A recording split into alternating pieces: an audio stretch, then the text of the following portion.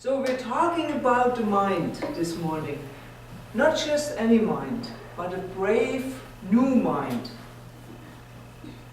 The mind is a funny thing. In it, we can go places where no one can physically travel. So it follows that it can create our inner desires, which ties into the monthly theme, the sacred longing, a messenger of truth, that Trish just mentioned. There is only one mind in which we live and have our being. Mind is potential energy, while thought is the dynamic force which produces the activity for manifestation. Ernest Holmes says that. So, we play in that mind that we have access to, that portion that we have access to. We have really access to the entire mind, but we use only a part of it that we call our mind. And that portion we stretch and explore through classes that call to us, through different relationships that make us come alive, making our degrees, studying several different ideas in perhaps religion, perhaps science, whatever our mind takes us to, whatever that sacred longing in us urges us to explore, to realize more of the self that we truly are. A brave new mind wants to explore, always beckoning, finding new ways, encouraging us to live our dreams. It allows to collaborate with allies, the heart and the emotional center of the being. Nothing operates singularly. Since everything is connected, there is a relationship going on in mind as well as in the physical world. To find the mix that works best for the individual is sort of a little bit of a tricky part. So we need some friends here to help us out. We have them right handy. One of them are our thoughts, or rather, our ability to think. We have to lead our thoughts and let them wander to some degree, otherwise they can get stuck. So we are in a dilemma, aren't we? Do we let them go and give them no direction whatsoever? If we do that, they can outrace us. They can take off faster than we can grasp them. And they are so fast, they can change direction and leave us struggling behind to follow them. And they are all creative. Really. But if we drop or have a seed here and there and not follow up on it, they waste away and become nothing. Just some dead matter flying around in our portion of the mind, which we can stumble over. And we do sometimes, don't we? Or do we train them? That's the other question. I'm not saying that we're reeling them in and trying to hide them and cover them up. I'm also not saying that we put them in a compartment. It's impossible to do that to thoughts. They are free and they flow wherever they want to go. But they sure can get us also in a rut. And the mental ruts are not fun at all, are they? So the answer to that question is yes. Trained thought is far more powerful than untrained thought, our teaching tells us. Just like we do give our body some consideration and care, to help trillions of cells organize to keep us in balance. We feed it, we dress it well, We do our hair, makeup. We water it inside and out, right? And we feel it with the millions of sensors of receptivity.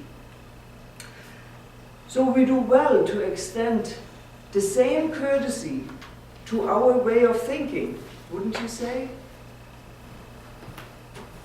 We celebrate to have it as a trusted friend, even if it gets cranky every now and then. And we can help it by noticing, just becoming aware of what thoughts we think. What is the quality of them? How do they make me feel? I have some say in this, because I'm not my thoughts, I'm the thinker behind my thoughts. So this gives me the right to think what I want, when I want to think, whatever that is that I have chosen to think, right? So sometimes I notice that I think self-defeating thoughts. Has that ever happened to you? Anybody? No? No? Sure. The replacement thought of that is, or let's say, I'm not good enough. Let's take that one. That's very familiar to me. I'm not good enough. As soon as I notice, I stop it. I stop it. I don't let it have its way with me anymore. And I make a choice to replace the thought and being as kind to me as I possibly can. So, a thought to replace that crummy thought with is, oh, I'm good enough. I know that. Because I have evidence that I have done this well before, whatever this may is. Or, I don't know if I can do this. It seems challenging, however, I'm willing to try and I ask for help. Good idea. And then we ask for and expect a better idea. There is this huge universe with its infinite intelligence. I know there is a new idea available for me in there somewhere. I am ready to accept it and thank you very much. Right? And then we have to have the patience to wait for the better idea to show up. Know that it will come, but don't sit and do nothing. We carry on in our business and our day-to-day activities. And it will show up. Stop and say no to the repetitive thinking. Darn, I've been there before. Let's get away from it fast. We can direct our thoughts by giving ourselves permission to have a thought that comforts us, makes us feel more confident, and offers an alternative which we can trust. That is allowed. We can play with this. Once we start doing it, our mind will open up and become our friend. Every problem created in mind, or every situation, whether it is a problem or not, can be solved in mind. Nothing ever is outside the mind. We need patience with ourselves, because this is a major shift. We are using tools of choice. We're taking dominion over our thoughts that are so free and seemingly have a power of their own. And to train them takes practice and time. Right? And you know what they're saying, what the saying is. Repetition is for learning. Practice makes the master.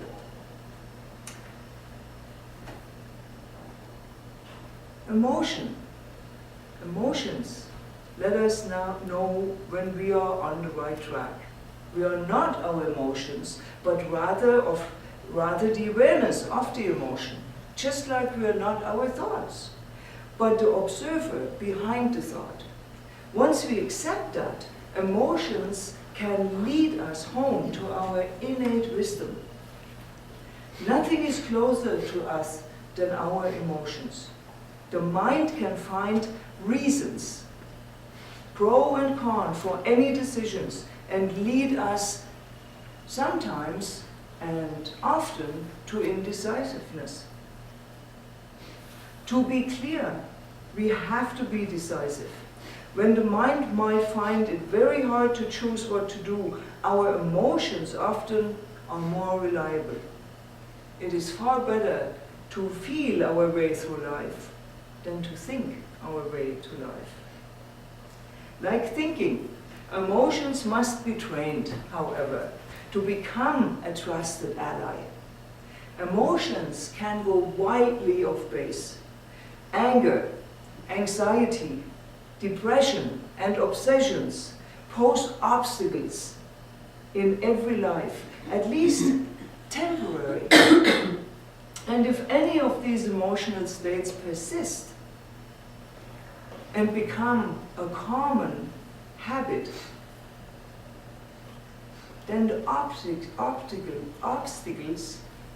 of living a quality life may be harder to find, to work with. So positive thinking is not the illusion here, not even trying to maintain a constant optimistic outlook. I like to invite emotions into my support group of allies. Ah, interesting. Which every person needs inside. Now, you might ask, how is this done? First, we need to notice that emotions are tied to every choice we make.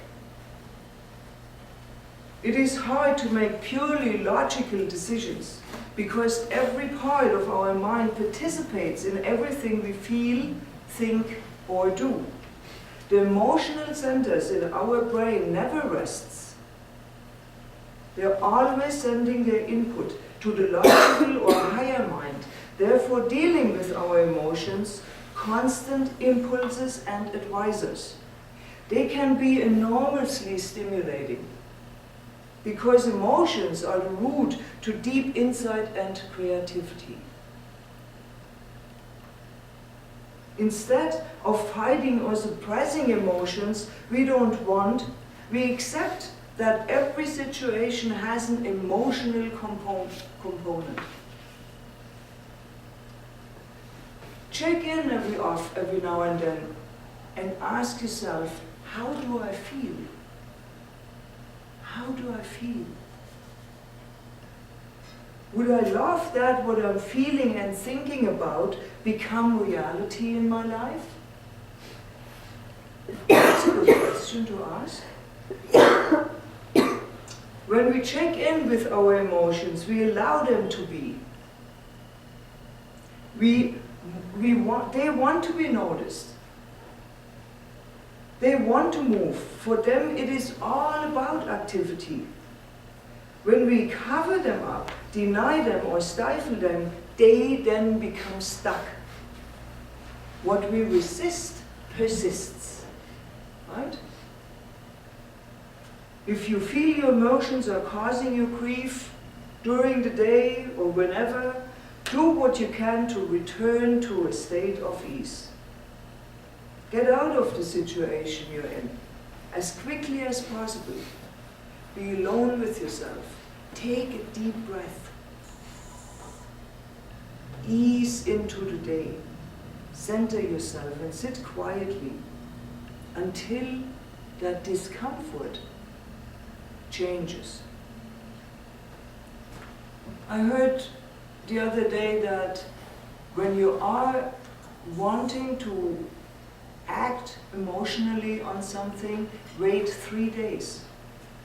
Wait for 3 days.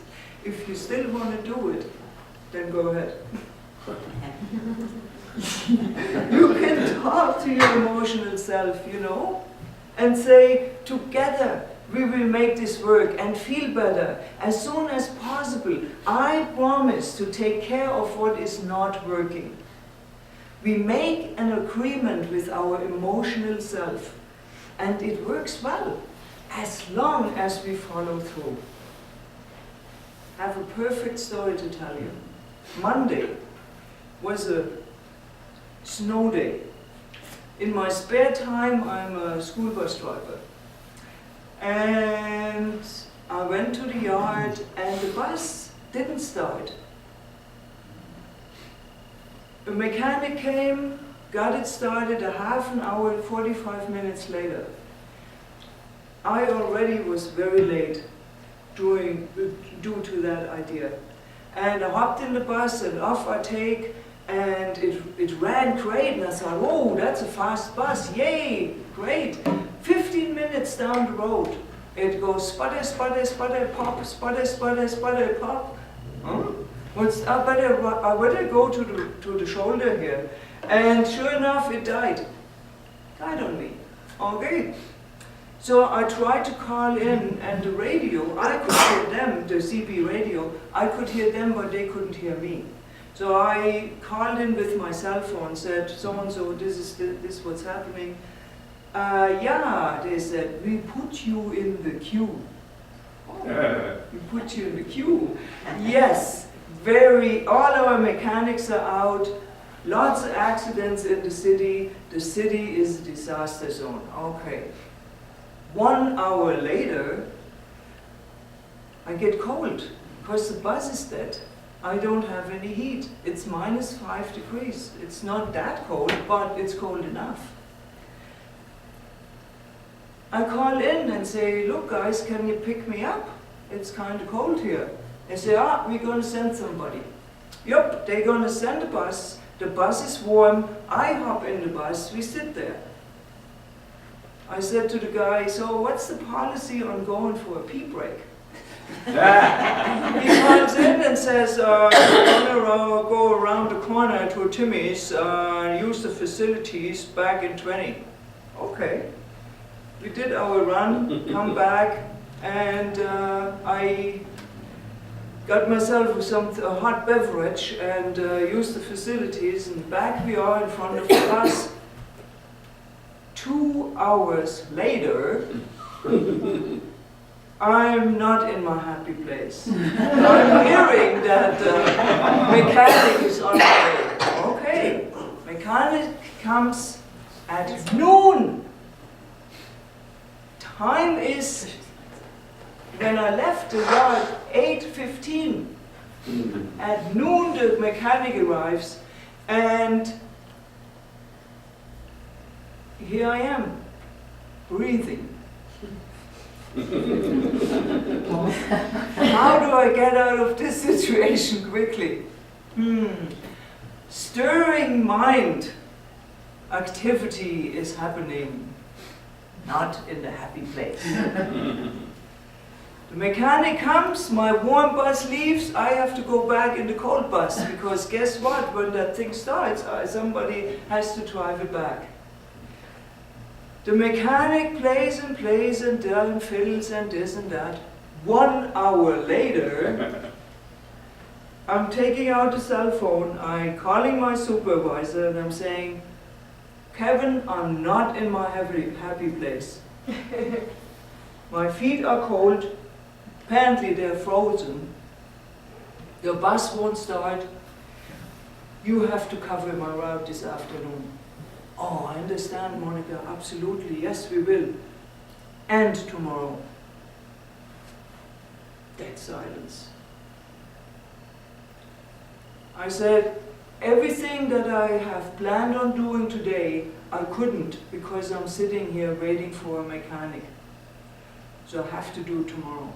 Oh, I understand that. Yes, we cover your route. Thank you. Click. The brave new mind is a field that allows time to figure things out, to collaborate with the emotions and the body. It agrees to make a plan. And when obeyed and followed through with action, it reaps the results. The body and the emotions experience the immediate result. The mind, my mind, took a little while to catch up and realize the insights. Right? I forgot one thing, the one thought that I had when I was at the yard to get the bus ready. I thought, I don't really want to go out in this mess. Oops. Powerful. In all that crazy mental activity, I still use the law of good because there is no other law to use. I got what I asked for, didn't I? I did not get to go out in that mess. My thoughts played tricks on me. It went from getting angry, finding fault outside of me, paying back the suffering. Ha! I'm going to tell them I'm not going to come to work anymore. To the realization that I planted that seed in the first place, and all I needed to do is exactly what I did. Collaborate with my body and my emotions, make an agreement, and follow up on it. I took care of my needs.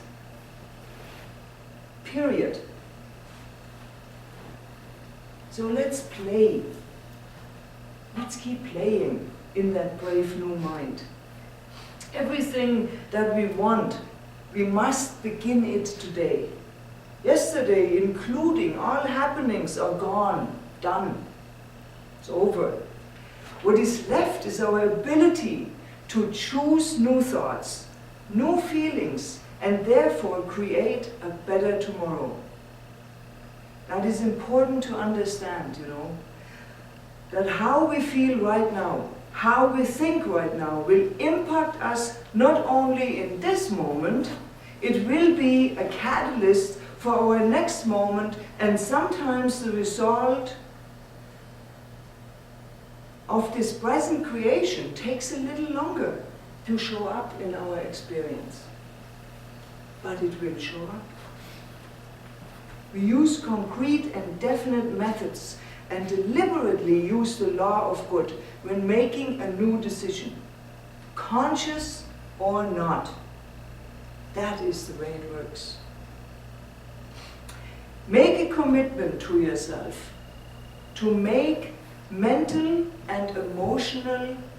use mental and emotional care as a part of your daily process of self-care. You are interacting with life energy. That's so giving. It's so responsive. Whatever you put into it, it comes back to you. You have access to that life that is breathing you. The poet Rumi puts it this way: in your light, I learn how to love. In your beauty, how to make homes. You dance inside my chest, where no one sees you.